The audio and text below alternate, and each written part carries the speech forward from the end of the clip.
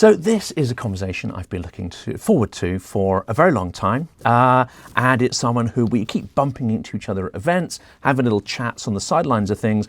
Now we get to dive into some of the most important topics in relation to the war in Ukraine. Francis Dearnley is executive editor of audio projects at the Telegraph, including the award-winning podcast Ukraine the Latest. Francis has been instrumental in helping to build the world's most listened to and award-winning podcast covering the war in Ukraine, as well as being a highly and respected, recognisable voice. He is also a frequent commentator on foreign affairs issues, TV news programmes, radio and other podcasts. And I know a lot of people watching Silicon Curtain tune in religiously. It's a core part of their day, as well as coffee, croissants and whatever. Unmissable. Francis, welcome.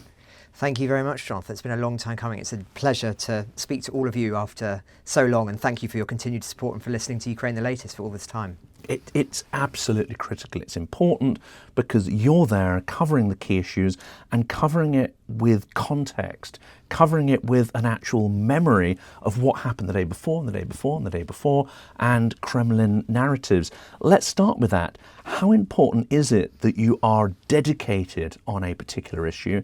You have the historical context, you have the political context, you have a memory of what has preceded. That seems to me a systemic weakness of a lot of the media, and with the business model not being able to sort of pay for that expertise anymore in the way that it did, say, 10, 20, 30 years ago.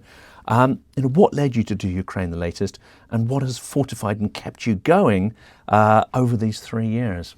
Well, I'll start at the beginning, and I'll say that we had no grand ambition, no grand strategy when we started the podcast. It was the simple fact of the horror of what had taken place and the foresight and intuition of the late, great David Knowles, who was the creator of Ukraine the Latest, to tap me and Dom Nichols, co-host, on the shoulder and say, would you like to record something on the first day of the invasion? And we did so, not realising, of course, that we were setting ourselves down a pathway of recording every weekday since the full-scale invasion. I think we're now well over 800 episodes. And I say there's no grand strategy because I think that's an important point to land release. I think part of the success that we have had is that we have been following this in real time with predictions of where the directions might go, but we've never been thinking in terms of, right, what do we do next? What do we do next? It's an organic thing that is shaped very much by listeners, listener feedback as well, questions that are submitted to us. And so when somebody says to me, oh, wow, you've been reporting on this for almost 1,000 days or over 1,000 days now, I sort of can't quite believe that myself, because it has been such a prolonged period of intense reflection, and so much has happened. And yet when that strange thing occurs where time is simultaneously two things at once. On the one hand, I remember so vividly the horror of the first week of the invasion and the shock of that, which I think we all still feel and remember so strongly, whilst at the same time it feeling like it's been much longer than 3 years. Because when you are following it, as we all do, as this granularly, one feels that you feel days, you feel the weight of days so much more, because we're going into so much detail on the political and on the military spheres. And clearly there is an enormous audience for that. I mean, you ask about the limitations of media in the last few years in terms of not perhaps having the capacity to allow people to dive deeper into issues and to report consistently for a prolonged period of time.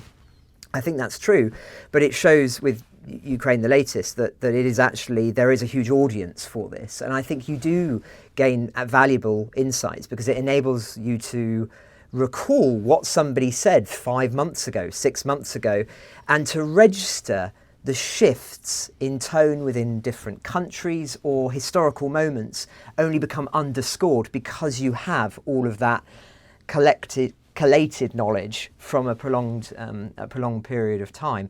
As well as, I think it's also important to have a grounding in fields that also give you a little bit more insight on top of that, not just the coverage of the period. So Dom is in the military for 25 years at various different, it's in flying helicopters to special forces. So there's that, and my background is political.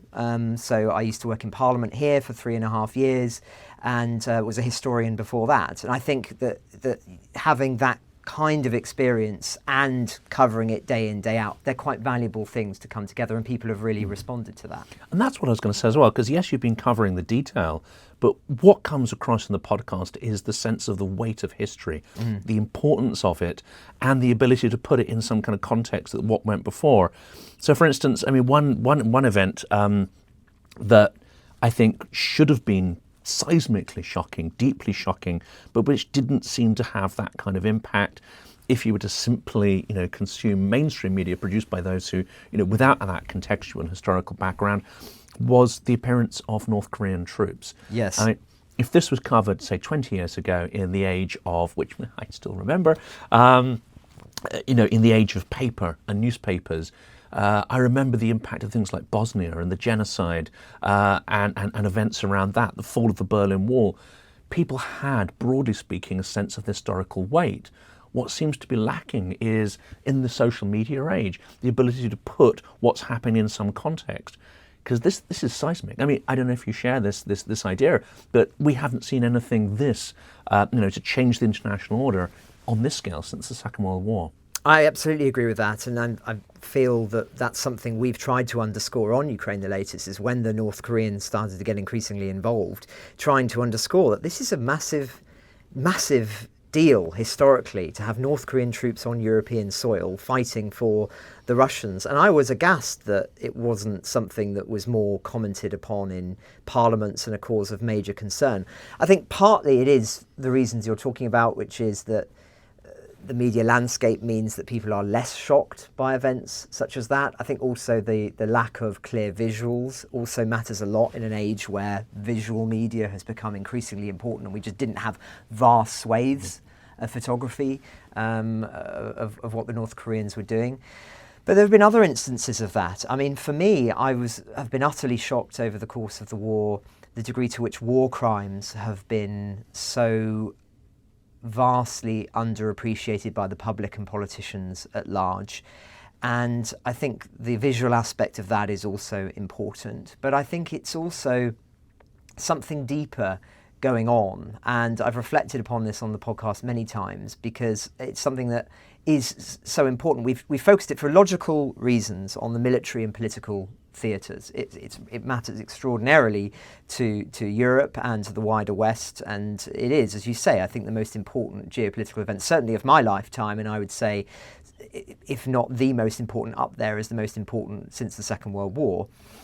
And yet, I believed when I was growing up that when we said things like never again in the context of the Holocaust, that this meant that when the public woke up to Bucha, when they heard about the kidnapped children, tens of thousands, we don't know the real number. I mean, I'm always appalled that we've been using the same number now, I think, for over 2 years, 19,000. I mean, the real number must be much, much higher. That politicians would be stirred from their slumber, like the North Korean example. But that has not been the case. And I don't feel it's because of a lack of effort on the part of journalists. I think something deeper is going on. One reason I would speculate is that whether it be North Korea, whether it be war crimes, there was a whole generation of people who either came of age professionally in the post-Cold War period, that unique period where it was relatively calm, there was no great existential danger, there was the threat of hybrid warfare and of course domestic terrorism or terrorism caused by external entities, but that was of course around the 9/11 period, but relatively speaking, certainly in Europe, calm. And I think you also had a generation such as myself who were sort of educated to be the children of Francis Fukuyama. You know, the idea that history had ended, that the geopolitical forces of the 20th century had been quelled, that the Soviet Union had collapsed, and also that technology meant that it would almost be impossible for those kind of fascistic forces to be resurrected. Liberalism had triumphed, Indeed. and that was it. The argument was won. Exactly. And so why am I saying all this now? I think there are a lot of people who almost psychologically are conditioned to think this can't really be happening, that it is inconceivable. And if one looks historically at the Second World War, it was inconceivable then for people to believe the Holocaust was possible. I always think back to Jan Karski, who was the Polish representative sent by the Polish government in exile to meet with President Roosevelt and to meet with other European allied governments to talk about what was going on in the death camps. And he described this sort of blinkering process, this example of how people just could not conceive, even though the facts were laid bare in front of them, could not conceptualize what was happening. It wasn't till the liberation of Auschwitz, it wasn't until people literally saw the bodies that they began to realize that what was really going on. And I do think that we are going through a similar process of awakening. And unfortunately, it takes much longer than we perhaps realised. And part of that is because of this sort of cultural embedding of a belief that this shouldn't be possible in the 21st century. My study of the Russian Revolution says the same thing. If you read diaries of aristocrats, or even mostly it's aristocrats, but there are some sort of middle class ones as well.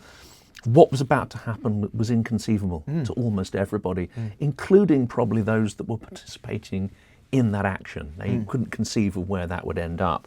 And those involved in the revolution couldn't conceive that they would end up in the prisons of their own making, shortly after.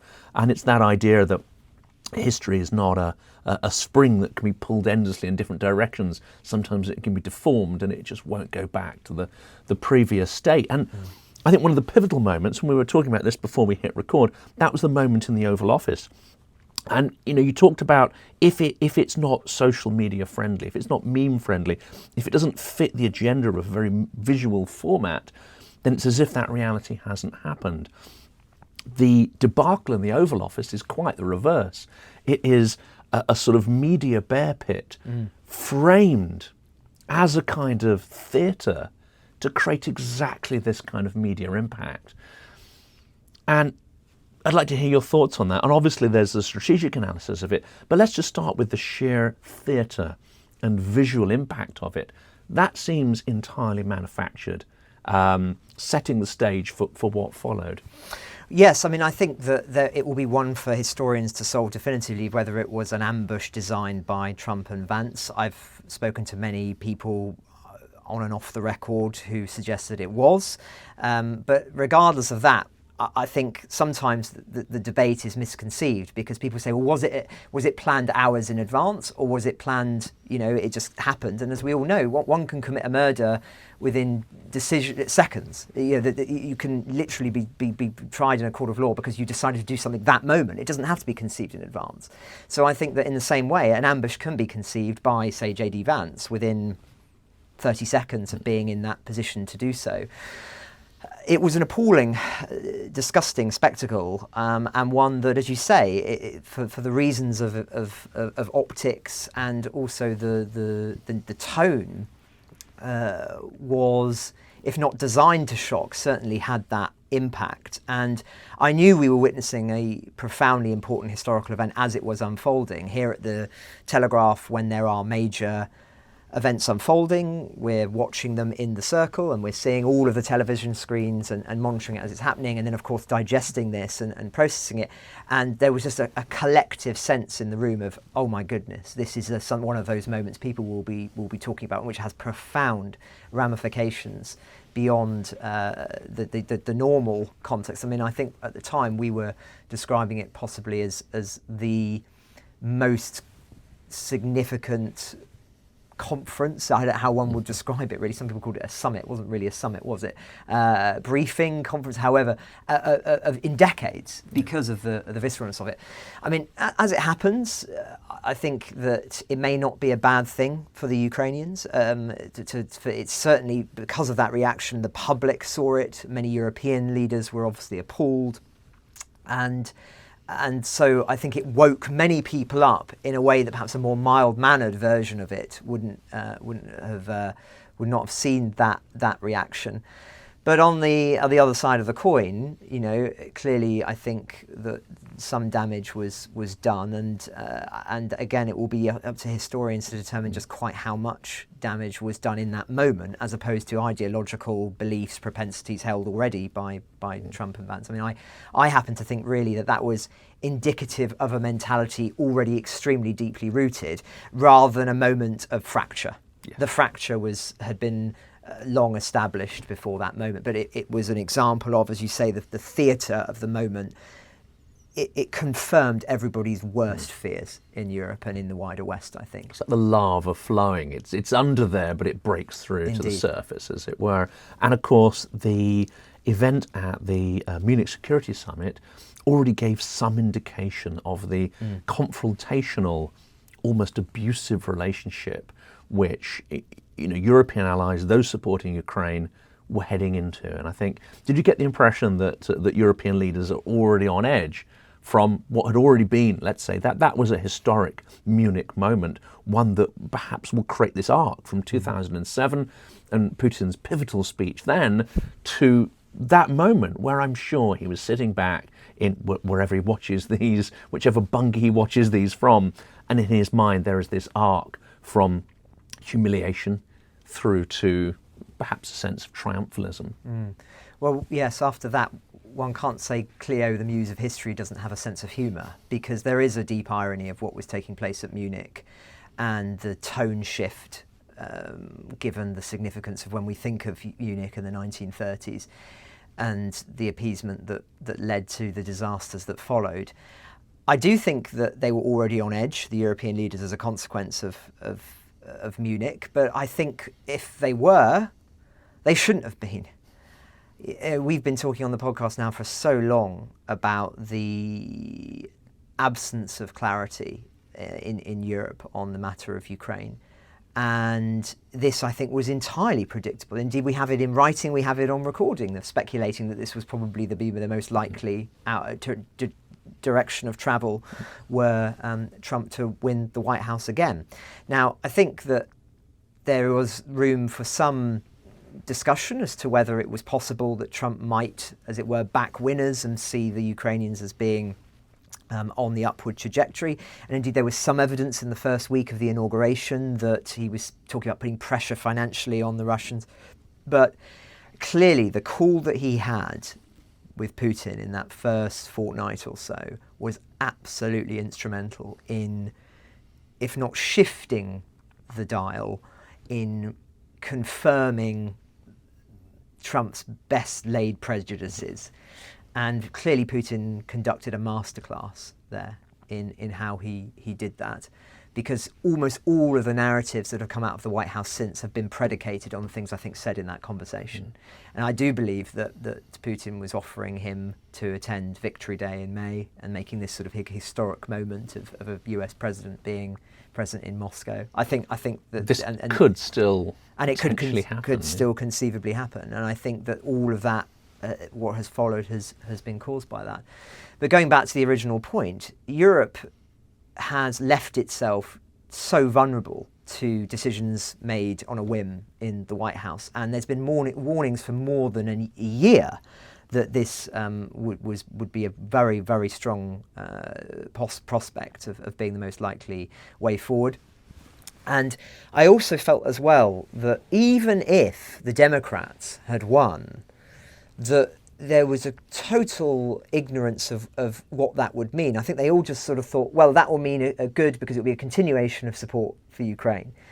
But as we saw over the duration of the Biden administration, they never were willing to act in a way that was decisive for Ukraine. They did not want Ukraine to win the war militarily. I mean, their calculations, and we now know that, it's all come out since, and I've spoken to people again who were in the room who said that the calculation was that we wanted to put the Ukrainians into the strongest possible position, compelling the Russians to negotiate.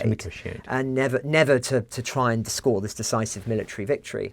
And that mentality filtered all the way through, despite the unlocking of various different permissions throughout the course of the war. That continued, and I always argue that if it was Europe's objective, ultimately, as I believe it should be and should have been, to score a decisive military victory in Ukraine and to make sure that the Russians were pushed back across to their own borders, or at least get as close to that as possible, then even if the Democrats won the White House, they should have been planning to be doing much more and to be in a stronger military position, because you could have had a situation where Kamala Harris supports at a similar level to what Biden did, and you would have had all of the heft of the Europeans talking the language they are now about peacekeeping troops. You would have had a year of mobilisation and weapons funneling. This could have been absolutely decisive. Imagine the tone shift there would have been in Moscow had that been the case. But it seems that Europe just gambled on the idea that, well, that the Democrats will win and we'll get to some sort of stage. And what upsets me most is that kind of decision making isn't really a decision at all, and it's being paid in blood and paid in human lives, when really you have to make a decision. When it comes to war, you can't be half pregnant. You're either all in or you're all out. And I still, like so many listening to this, I despair when I hear that phrase, "for as long as it takes," which is still occasionally boils to the surface when you feel like a leader doesn't really know what else they can say. But to do what? Yes. There is still no clarity as to what we seek to achieve strategically. If you don't have a strategy, then all of this talk about what you need to do in terms of mobilisation, in terms of rearmament, in terms of policy shifts, that's step two. We're doing step two before we do step one, which is clarifying what we actually want to achieve in this war. The reason for that, of course, is that there is no agreement in Europe as to what we want to achieve, which is why I've felt for a very long time that this idea of the coalition of the willing, that should have been in the case from day one, because you were always going to end up in a situation where certain powers weren't willing to push Moscow as far as others, and that those who had the power and the strength and the will and the foresight, I would argue, because I think they're in the right, to see that should have got together much earlier and talked about how they could be decisive. And not facing the idea that Putin over decades has built up, let's say, sort of proxies, assets, allies, useful idiots right across Europe, potentially in this country as well. And that if you're relying on a consensus position, that's not, you're never going to reach that unless you work with a smaller coalition. Just to top that topic out, is it your impression, rather than worrying about a victorious Ukraine, that actually the driver here is worrying about a defeated Russia, a defeated nuclear superpower, one which is known for harbouring resentment, one which is known for lashing out in a malicious way, one which is not afraid to commit unspeakable war crimes on an unimaginable scale with impunity? Is that what is ultimately holding the US back? And actually, don't Europeans share that same fear? Yes. I think it's exactly that. I think that this has always been about the fear of a disastrous defeat for Putin, someone they feel that it's better the devil they know. Although I've always said that if you know you're dealing with the devil, why on earth would you want to be dealing with him? You know, as we all know from Dante, he's extremely capable. He's by far the most eloquent and intellectual character in the Divine Comedy. And so why on earth would we have as a linchpin of our strategy to put somebody who is so clearly capable in a stronger position and never try to unsettle him? And I think it's deeply rooted because of the concerns about what an imploding nuclear state would mean. But I also have always felt that that is overly simplistic. For one, you quite often heard this narrative that if Putin were replaced, you'd get somebody who's worse, Prigozhin or whomever. But if you had that, for one, I don't see how you really could have had it much worse, to be frank, within the parameters of what was conceivable. At the end of the day, if you'd had somebody who, let's say, because when they say worse, what they really mean is somebody who'd start threatening nukes left, right and centre. But any new leader wouldn't have been able to do that because of the Chinese and their dependence on the Chinese, for one. But also it forgets one of the vital lessons of history, and very particularly with Russian history, which is because of the scale of the country, the priority becomes when there's unrest at home or indeed a coup, the priority becomes securing the regime at home. I mean, the whole Bolshevik strategy is predicated on that in the First World War. It is to seize Moscow, seize St. Petersburg, and end the war to consolidate their power within Russia before then going on the ascendancy. And then obviously, when probably Europe's most important forgotten war, they failed in Poland. And then as a consequence, they had to sort of wind back and it became socialism in one country, which obviously Stalin then took to extremists. But anyway... it took them 2 decades, in fact, to turn back to being an expansionist. Yes, and that's my point, is that what you would have is you'd have, I think, an example of Putin would have been potentially overthrown within the first year of the war, or there would have been deep unrest, and what would have taken place? You'd have this new leader in, and they would immediately withdraw from Ukraine, or at the very least reduce it to the point that it would not be like a full-scale invasion that we've seen, because his priority would be to have those soldiers back home securing his power. And let's face it, it would be he. By the way, I mean, I think also this whole idea that you'd have a new leader was probably unlikely, in the sense that what we really should have been pushing for was not ousting Putin, but putting Putin into a position where he thought he might be, and thereby would withdraw because he knows how vulnerable he is. But we never wanted to do that either. And so there is always, it was never a choice, I would say, which people you seem to think it was, between Putin in or out. It should have been Putin in, Putin out, or Putin under threat, and thereby withdraws from Ukraine for fear of being out. Should have gone for that middle option, but we didn't. And it's I think predicated on historical naivety. I know really of no Russian governments that have been brought to power in short order that have then tried to conduct imperialist wars or continue, but most crucially continue imperialist wars from day one. It just wouldn't have happened. What could have happened is you would have seen a reduction, a withdrawal, whatever the rhetoric was, you would have seen that, I think, and then it would have bought Europe time to move into Ukraine without fear necessarily, and to arm and to prepare for probably an inevitable push at some point. Because let's face it, this is a fascistic state now. And I think it tends to be forgotten as well, when we talk about historical lessons. Once states cross a certain threshold of mobilisation and, I would say, fascism, it becomes very difficult for them to wind back that. One becomes incentivised for conquest. Adam Tooze's book, Wages of Destruction, which is probably the most cited book on the podcast from me, is excellent on this. That people who don't understand economics, I'm not claiming to be an economics expert, but they tend to look at sort of the grand projects of the Third Reich, so the autobahns and the erasure of unemployment, and say, this is what big states are capable of achieving, forgetting the fact that this was all debt-driven based on the idea of conquering. And that is, one could argue, what is taking place in Russia at the moment. Geopolitical Ponzi scheme, basically. Exactly.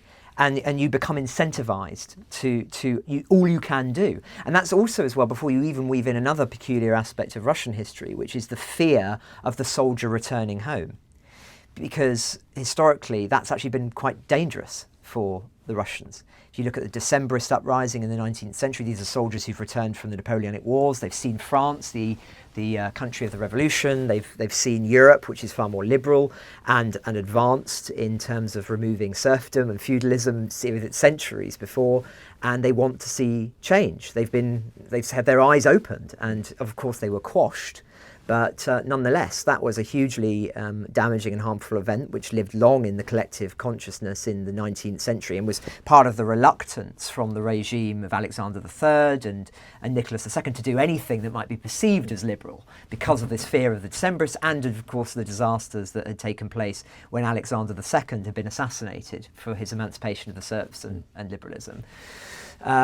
So there's that, and of course the more recent history, the collapse of the Soviet Union, which is, one could argue, in part, because I think sometimes it's overestimated as being the only cause, but in part is precipitated by the withdrawal from Afghanistan and the soldiers returning home and the mothers parading on the streets and the anger of the regime.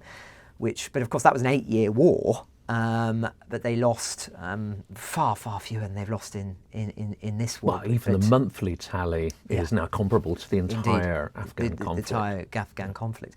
But even so, maybe it's not the numbers that matter, but the sense of time. 8 years is a long time. You know, we're only 3 years in now, and I think anything can happen, of course, but I've never thought, I have to say, I've never thought that this war was likely to end in a very short period of time. And I mean that from day one of the full-scale invasion. Once you got past that first hurdle of the first month or two, I've never thought that it would be a short war, that it would be over by Christmas. But I even think, even now, I do not see the pathway to a lasting, certainly not a lasting peace, but I don't really even see a pathway to a meaningful ceasefire either. We'll come to that in a minute, because of course economic collapse of Russia, which is long being touted, could be one way out, but we're in a difficult situation there. Let's just sort of wrap that topic up, because Putin understands these risk points in Russian history. He understands that if you have an army of up to 1 million, if not more, of which it could be as high as 30 or 40% have severe PTSD, some will have seen and experienced things which have changed their worldview. He won't want these troops coming back, whatever peace might or might not be negotiated. And of course, you talked about his regime being militarized to a degree which has not happened since not even the Cold War, but we're going back to, I guess, Stalin era to see that scale of militarization. Surely, for a whole number of reasons, and of course the bread and circuses of the sort of propagandistic media that he's created, all of these things would be very dangerous to try and walk back from that and revert to a peacetime economy.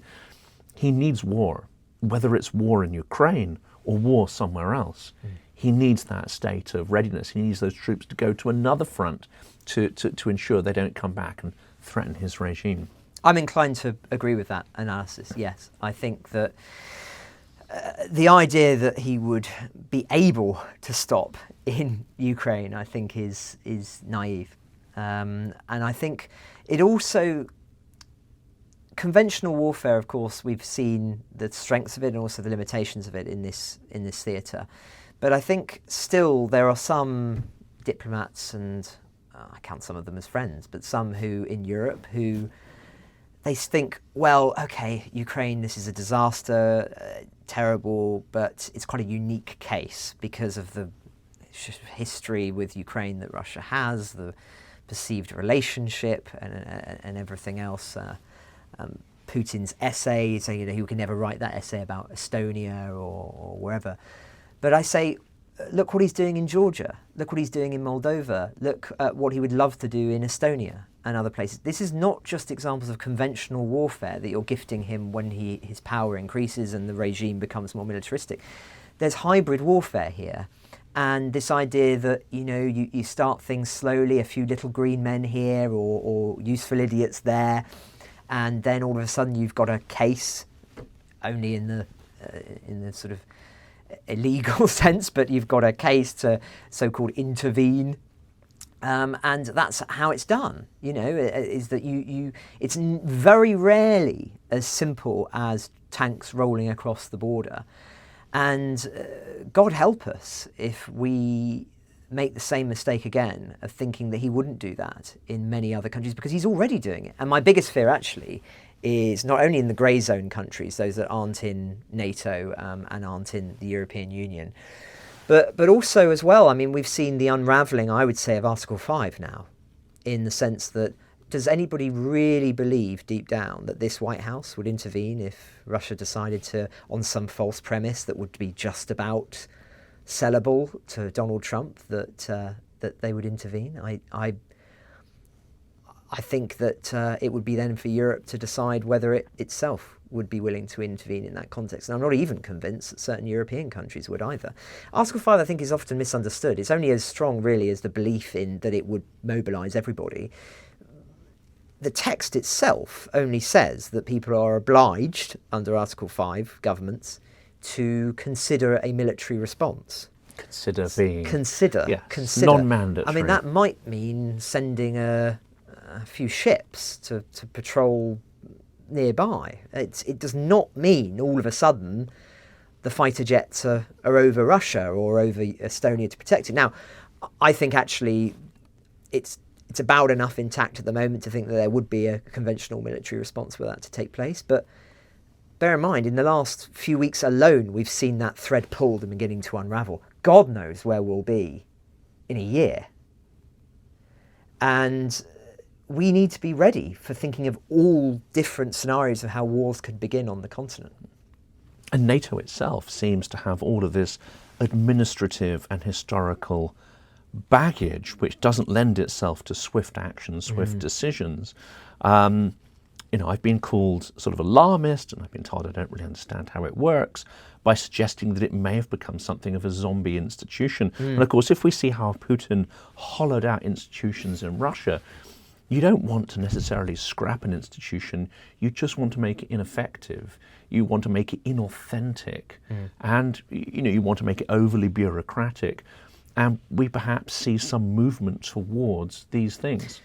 I think that it's a really important point. It's something I've been interested in from very early on in the war, the degree to which certain institutions, whether it be NATO, whether it be the European Union, have been impediments or vital proponents of the defence of Europe. The case for, of course, would be to say that they're providing regular avenues for diplomats and leaders to talk to each other. That is invaluable. I'm not arguing against that. But when you look at the European Union example, you would say that for all of the strengths of having a unified response, of bringing people together, that there is always the Hungary in the room. And as long as Putin has that ally there, there is always the threat that when push comes to shove, they can veto decisive action. Now, they haven't done so, but interestingly, in the past week or so, something that wasn't really picked up by the media, but I talked about it on the podcast, so I think it's really important. So the Hungarians in the EU were getting very uppity about the latest sanctions package and saying that we don't want anything to do with this. And the rhetoric was stronger than normal. Now, usually they do this and then, they're strong on behind closed doors and it all comes to pass. And that's what happened this time. But I thought, this feels different somehow. Like, they seem to be going much further in their criticisms. What changed? What changed, we learnt later, was that Marco Rubio had spoken to the Hungarians, spoken to Orban, to say, look, don't veto this, because presumably we're trying to put in place still pressure on the Russians, to try and bring them to the table. So the Hungarians obliged. But what if we get to the stage where the Americans are out, they feel they've put a ceasefire deal on the table, which is then rejected by Ukraine and the Europeans, and then they say, well, fine, it's your problem. Then all of a sudden Hungary has no real incentive, and then it's actually able to block vital action, particularly on military aid. And I've always felt that was the elephant in the room with regard to these organisations. A bit like the UN, the Security Council. Once you've got the veto there, in a way, the organisation is profoundly neutered.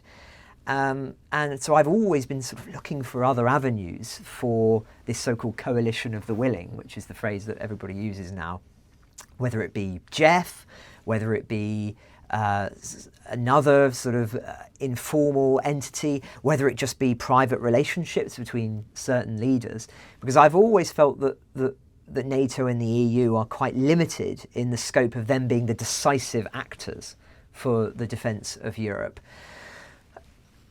There's also, I think, a question of speed as well. And if we go back to the very early phase of the war, you could say that, again, it will be one for historians to discuss. The positive case for the EU would be that you had leaders there like Ursula von der Leyen, you had leaders there who really got it and were able to mobilise the institutions of the EU very quickly into big projects to particularly finance Ukraine, and to provide vital support early on. But it was still slow, and I think we tend to forget how slow it was in those early weeks and months of the war. Really, they were compelled into action by, I would argue, the Brits and the Czechs, particularly Boris Johnson and his sort of theatricality, which really cut through, I think, and the decisive actions that were made in terms of weapons donations. Now, in a parallel universe where Britain didn't leave the European Union, I know hypotheticals are unhelpful because some people would argue we'd be in a very different Europe if they had not taken the place, but let's just imagine for a moment I think what would have been most likely is a British Prime Minister would have said, I may be wanting to give weapons to the Ukrainians to defend Kyiv, but I need to get my ducks in a row with the rest of Europe. That time that might have taken, a week, 2 weeks, could have been decisive. And I worry that speed is sacrificed for this collective position, which isn't actually really that watertight because of the Hungarians. So really, as we're seeing now, it has to happen outside of Europe. It has to happen outside of the European Union, not within it, because there is no way that it will be able to act with the vigour that is demanded by the moment as an institution. And we're faced with those same problems now, but the scale of threat is increased. Let's turn to back to the Oval Office, because that happened, deeply shocking, and of course we can dissect it ad infinitum. You had the extraordinary experience, however, of a couple of days later being in the front row of history and seeing Zelensky not only respond to that, but revert back when he's in an audience who isn't abusive towards him. Of course, I imagine he's impressive and he can express himself in a way that the audience is far more receptive to. In a way, you've got Trump behaving exactly towards the worst stereotypes and expectations we had of him. But we had Zelensky in that environment also playing to type, someone who isn't prepared to, knuckle down and smile and do the diplomatic thing. He is an adherent of his version of the truth. And when that's challenged, clearly it triggers something in him. He cannot do anything but express his truth and his sense of justice, sovereignty, agency, etc. And of course you saw him a few days later where he was in a receptive audience, able to express those things. What are your impressions from that private press conference? Yes, it was a humbling experience. I'll show you how it came about. I had a message from the Ukrainians saying, "Oh, would you like to come to a press conference at Stansted Airport?" And I said, "Of course." But my imagination was that this would be, a sort of media scrum as one comes to expect. But then when we actually arrived there, it turned out that there were only about 8 or 9 journalists that were present in the room and were in the position to ask him questions. It was a very small room, like the one that we're in now, and where you're sitting was where President Zelensky was sat. So it was extremely intimate and as I say, a profound experience. I won't name them, but I was sat next to a very veteran journalist, one of the biggest names in British media, and he sort of leaned over and he was saying all from his career, all of the various different major summits that he'd been to, and he said that this could well be the most important that we ever attend in our careers, and I've only been a journalist for three and a bit years, so it was a bit of a daunting thing to say. I could have done with a stiff drink after that, to be honest. But I think and then when President Zelensky came in, it's a surreal experience because one feels like this person very well from watching and hearing from them so often. You don't get starstruck. It's quite the reverse. There's already a sort of relationship there from your perspective, but obviously not theirs. I was struck by it because I thought, God, he's had the most grueling few days probably imaginable with the extraordinary pressure. Yet there was still the defiance was absolutely clear. He was very, the briefing went on for an hour and a half. His answers were detailed and lengthy in a way that one wouldn't necessarily have expected somebody who was exhausted. He was still smiling, joking occasionally. And there was a general, as you say, I think that it was a very receptive and a warm audience to somebody such as himself. But nonetheless, there was something, I think, deeper going on, which is that fundamentally he didn't disavow what he said in the Oval Office. And actually this was put to him multiple times, like, would you apologise to Trump? He deftly evaded that question. It was put to him several times, like, when you were objecting, is there anything that you wish you'd said or hadn't said? And he said, at the end of the day, I'm president of Ukraine, and it's not for me to say things that I don't believe on behalf of the people who are in the trenches. You know, if he put it in those terms, that he has to defend those principles that they're literally dying for on the front line. So that was quite a striking thing to hear. And he said, I haven't the right to be depressed, is what he said. So that sense of duty came forward very strongly.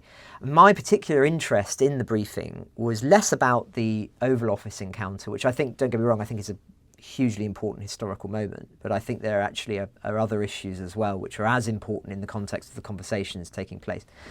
I was asking about the occupied territories, which is a subject that listeners to Ukraine the Latest will know that we've got a particular interest and focus on. We do a regular segment every fortnight that looks at resistance activity in the occupied territories, which for me is vastly underreported.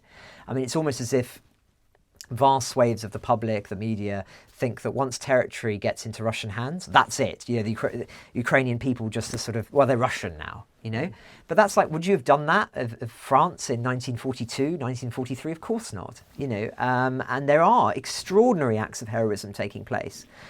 So I'm interested in that subject, and I asked him what his message was for people in the occupied territories. But on the specifics of upcoming negotiations, I put to him, is there any chance that you would concede territory that is not currently in Russian hands to the Russians, that's in, you know, that currently Ukraine controls, as part of a peace deal? I.e., would you give some of the regions that Russia claims are its own, the annexations?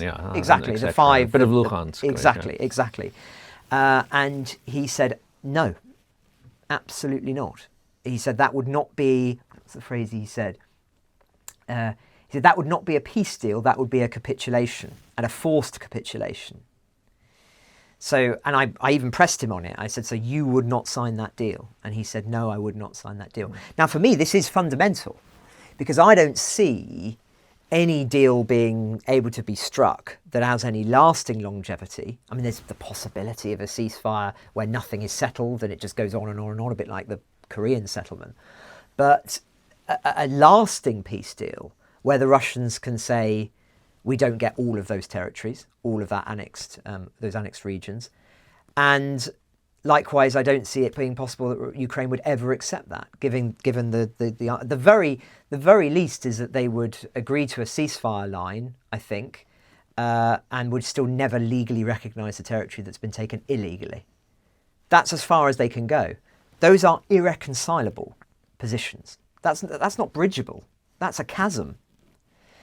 So my focus actually was on that in the press conference, and I was quite fascinated by the strength of feeling in his response. Not surprised, of course, because I sort of know his arguments by now.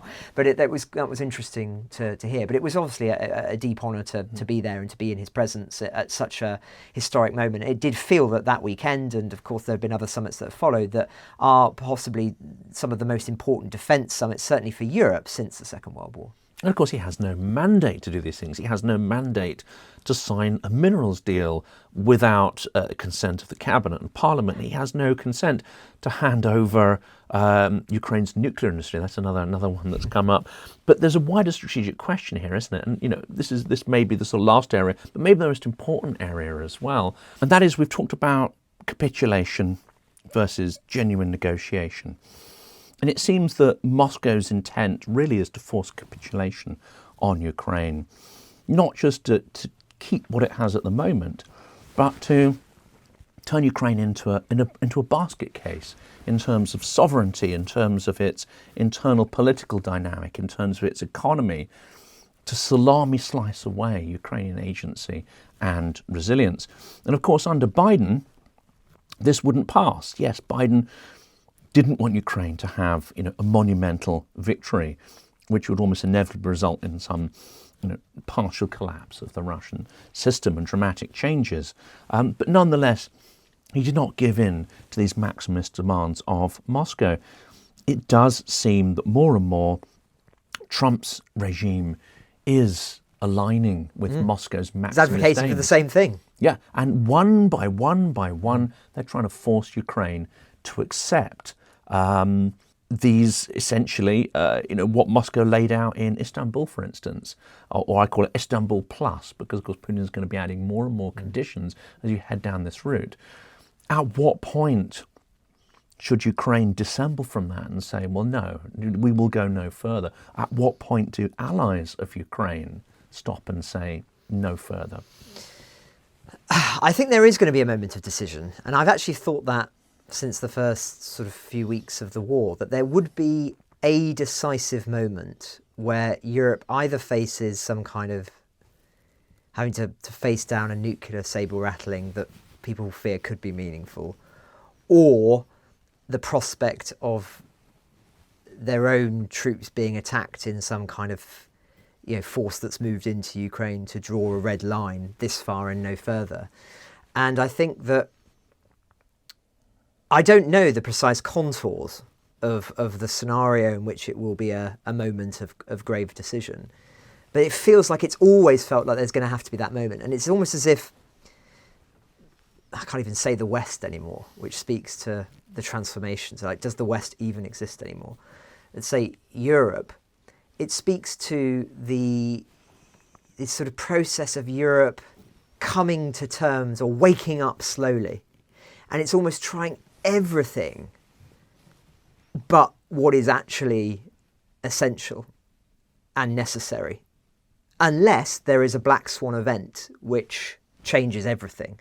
And maybe there was also a bit of that. Now, you could say a black swan event is wishful thinking, but you could also say that things sometimes do occur which change everything, and sometimes just holding out is enough for circumstances to become more favourable.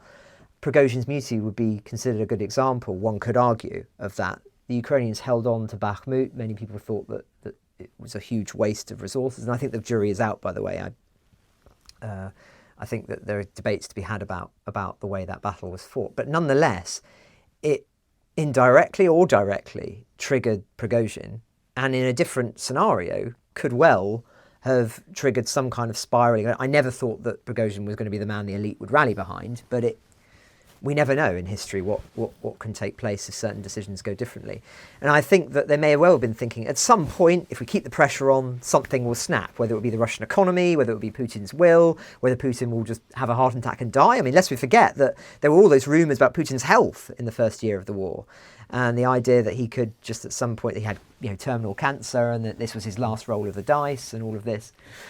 And I think there is some merit to that view, that holding on, and sometimes, I mean, for example, if let's say that, I don't see it happening, but let's say Ukraine did suddenly agree to what they and many others would consider a very bad peace deal or a capitulation on certain principles. 2 weeks later, Putin's assassinated by some insane individual in Russia. Everybody'd say, like, this is a disaster. Why on earth did they agree to this? And sometimes it's sort of holding out, whilst it may seem a forlorn hope, can actually... More wars are won by holding out and being the last sort of standing than in decisive military engagements.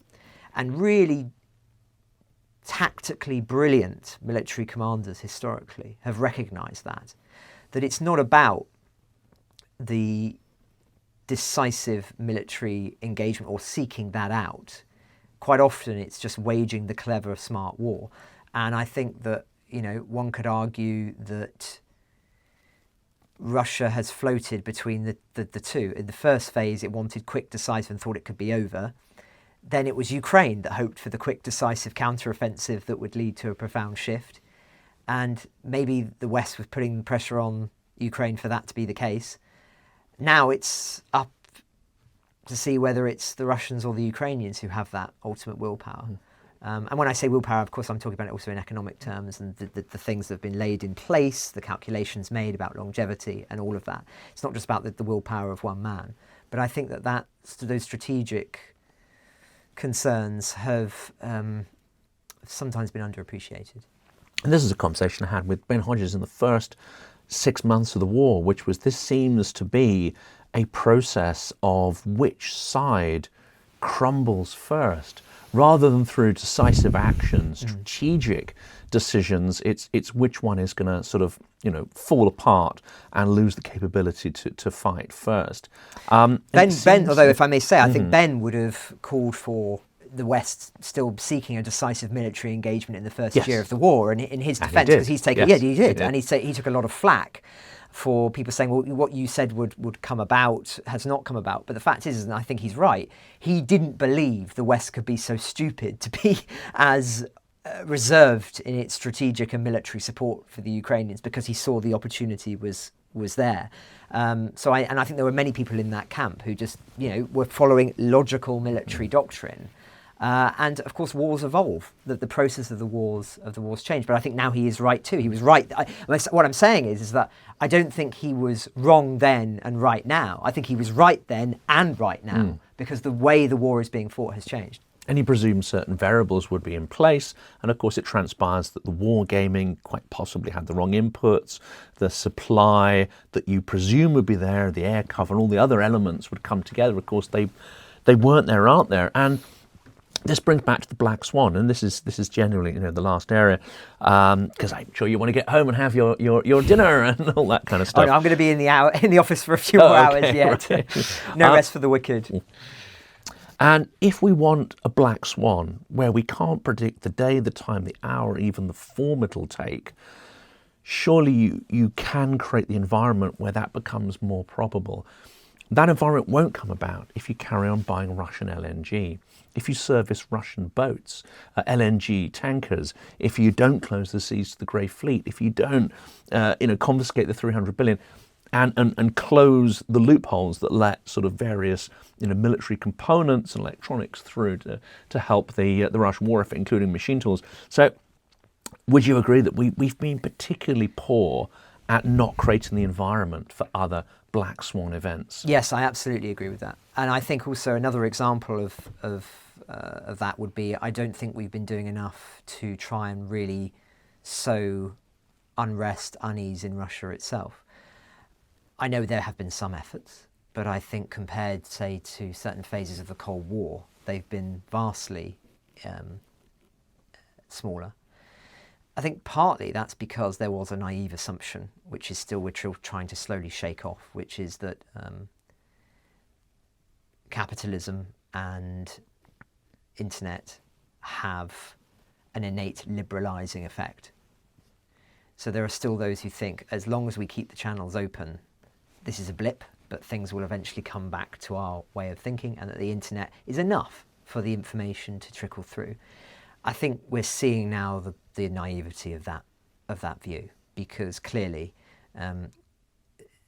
it needs to be more strategic than just relying on these sort of abstractions to think that this was enough to get us out of the bind that we're in.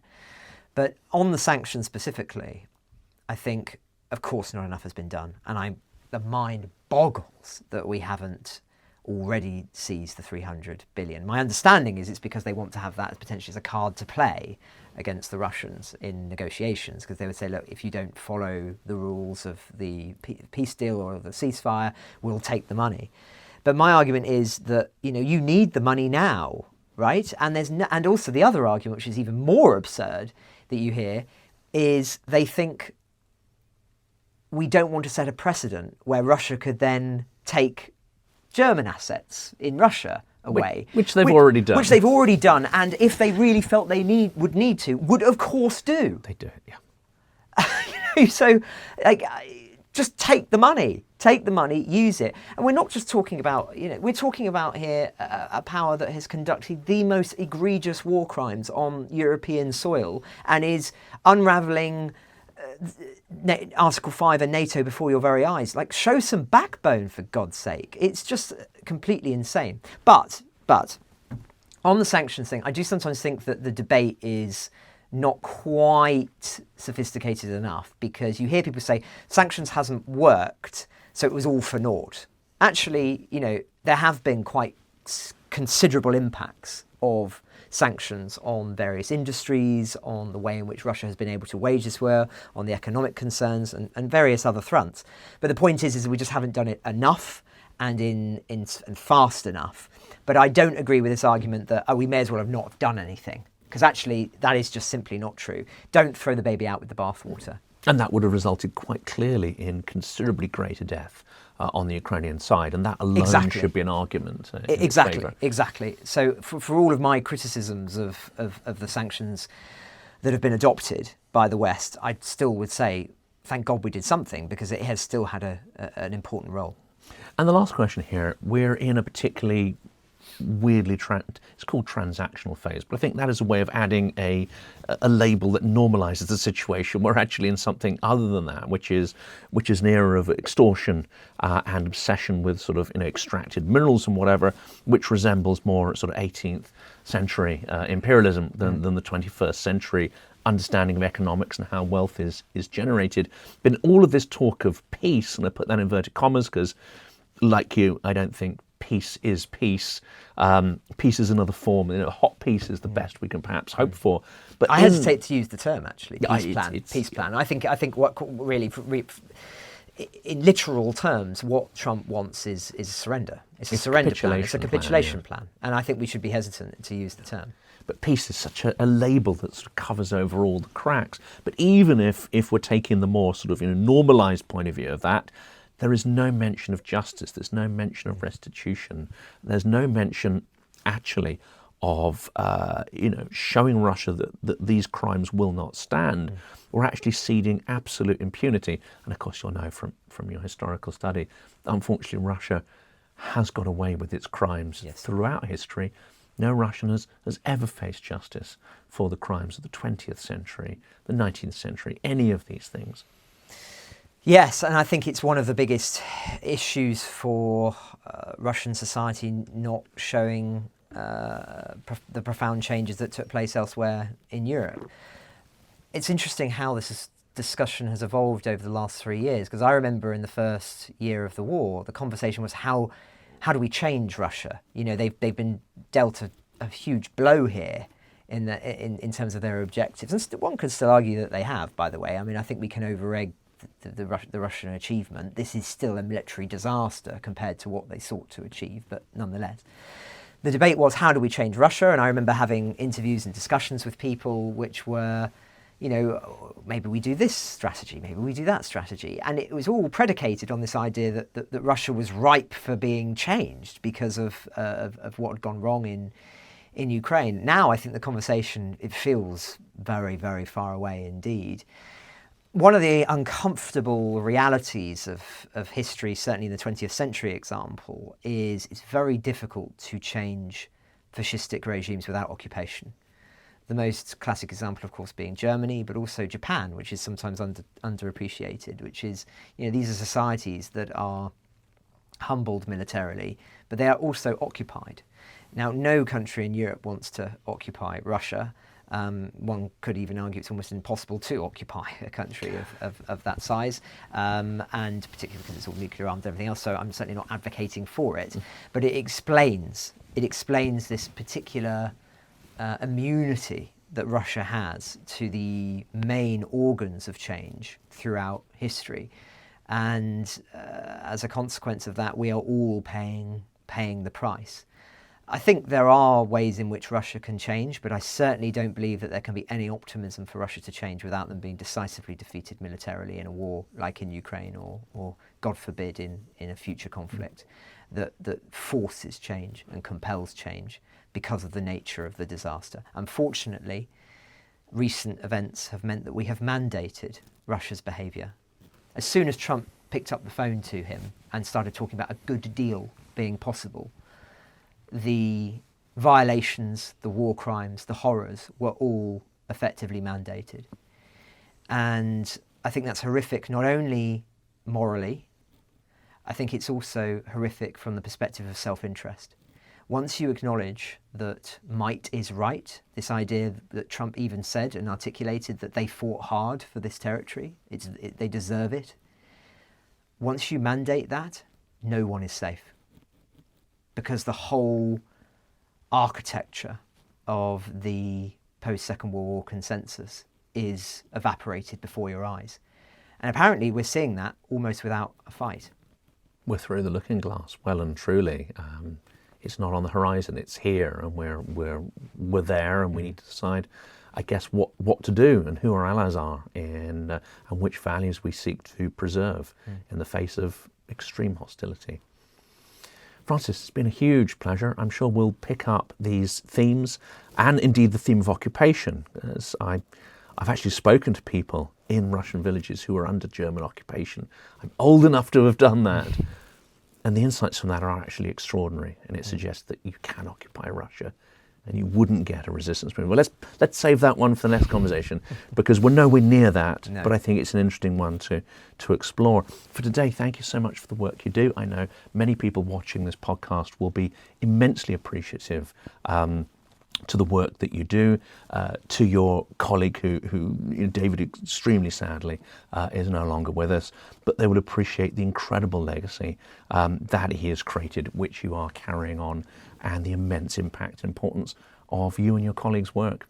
Thank you very much. It's a pleasure that we can finally do this, and thank you to everybody who listens to Ukraine Latest, and please spread the word. It feels more important than ever that people are informed about the horrors of this war and its ramifications for all of us and our children.